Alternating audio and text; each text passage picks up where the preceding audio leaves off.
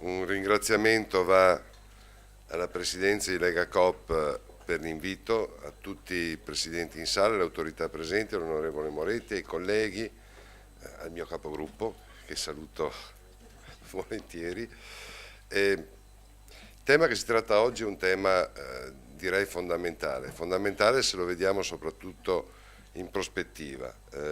La situazione che stiamo attraversando evidentemente non è una situazione locale legata alla Regione Veneto, tantomeno alla nazione Italia, ma direi è una congiuntura a livello mondiale. Evidentemente legate a queste congiunture ci devono essere anche delle risposte. Noi come Regione Veneto le risposte le abbiamo date, le stiamo dando e cercheremo di migliorarle nel corso degli anni.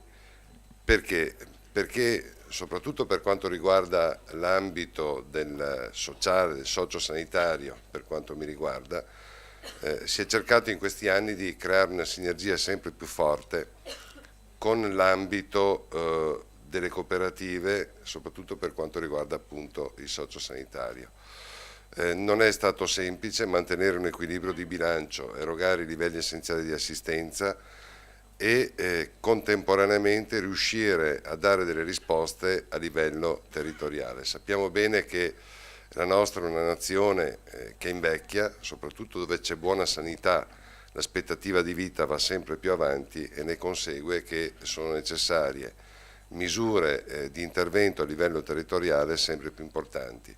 E mi vengono in mente appunto l'assistenza domiciliare, mi viene in mente quella che è un'assistenza per i pazienti fragili, quindi agli anziani, disabili e quant'altro, che inevitabilmente devono essere legati, devono essere, come dire, seguiti nei percorsi di cura.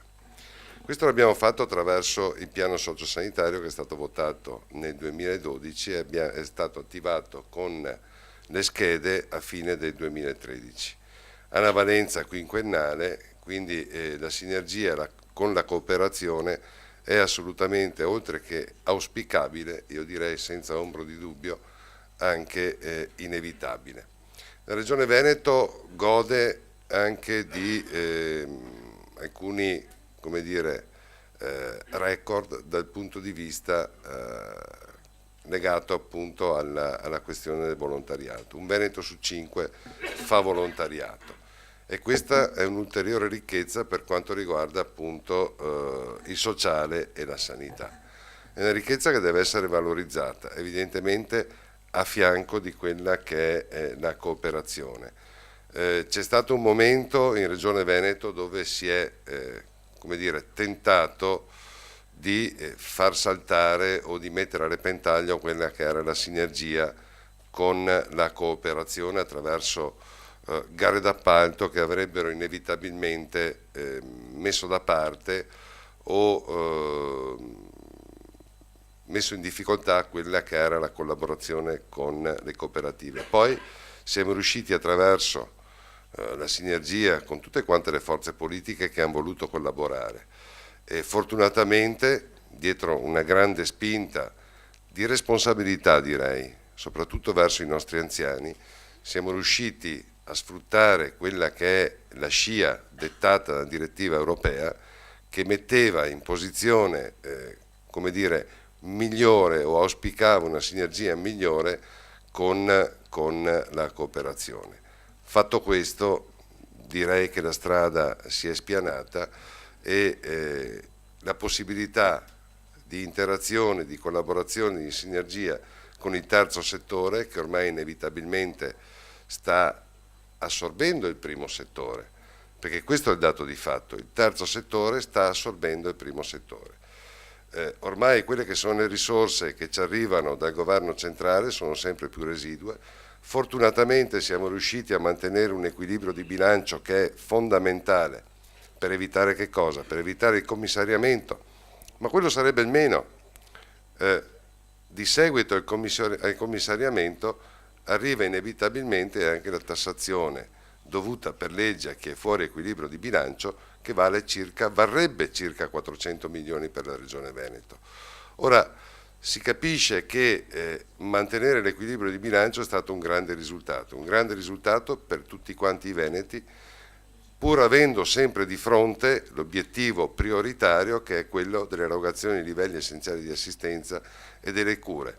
Il nostro è un sistema sanitario che in base all'articolo 32 della Costituzione si basa su un sistema universalistico. Universalistico significa erogare a tutti le cure indistintamente. Io credo che questa sia una grande ricchezza. Sottolineo anche un altro fatto.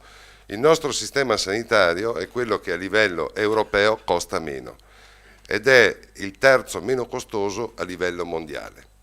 Ora, andare a mettere a repentaglio un sistema sanitario del genere e in particolare, parlando della regione del Veneto, un sistema sociosanitario, quindi strettamente connesso, strettamente legato con le cure territoriali, con le medicine di gruppo integrato che sono in evoluzione, partendo appunto da quella che è stata l'innovazione introdotta dall'allora ministro Balduzzi, che è andato a modificare l'articolo 8 della 502.